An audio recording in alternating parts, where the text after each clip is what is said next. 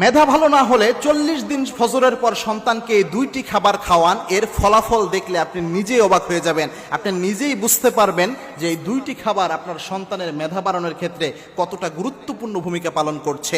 দেখেন, বর্তমান সোসাইটির একটা মারাত্মক প্রবলেম এটা, আমাদের অনেকের সন্তানের মেধাশক্তি কিছুটা দুর্বল হয়। সেক্ষেত্রে অনেকে অনেক ধরনের ডক্টর দেখেন, অনেক ধরনের খাবার অ্যাপ্লাই করেন বা অনেক আমল অনেক সময় জানতে চান।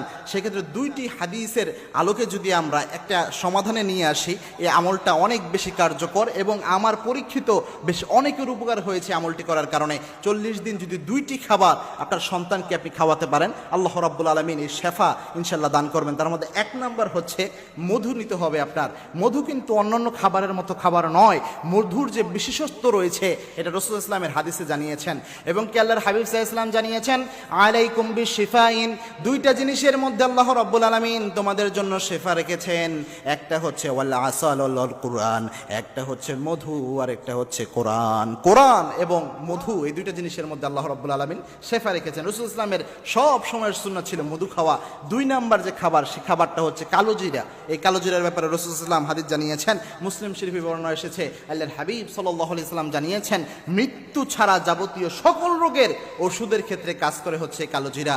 ছোট্ট বাচ্চার হাতে সকালবেলায় যখন মধু দিবেন, প্রথমে মধু দিবেন হাতের তালুতে, এরপর ওখানে কালো জিরে কিছুটা ছিটিয়ে দিবেন, দিয়ে এরপরে বাচ্চার ওই হাতের মধ্যে আপনি ফু দিবেন একটা দোয়া পরে, যে দোয়াটা রাসূল সাল্লাল্লাহু আলাইহি ওয়াসাল্লাম মেধা বৃদ্ধির জন্য সবসময় পরে ফু দিতেন। একদিন ইবনে আব্বাস রাদিয়াল্লাহু তাআলা আনহু আল্লাহর হাবিব সাল্লাল্লাহু আলাইহি ওয়াসাল্লামের কাছে দোয়া নিতে আসলেন। বুখারী শরীফে হাদিসটা এসেছে, বুখারী শরীফের 143 নম্বর হাদিস।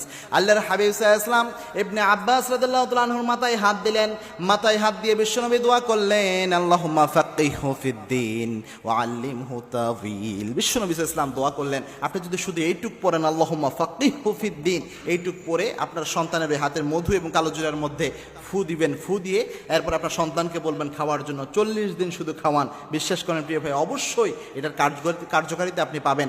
আমরা অনেক সময় এই জিনিসগুলো সিনসিয়ারলি নেই না এবং হাসি ঠাট্টার মতো করে নেই যে এটা অনেকটা কবিরাজির মতো হয়ে যাচ্ছে কিনা।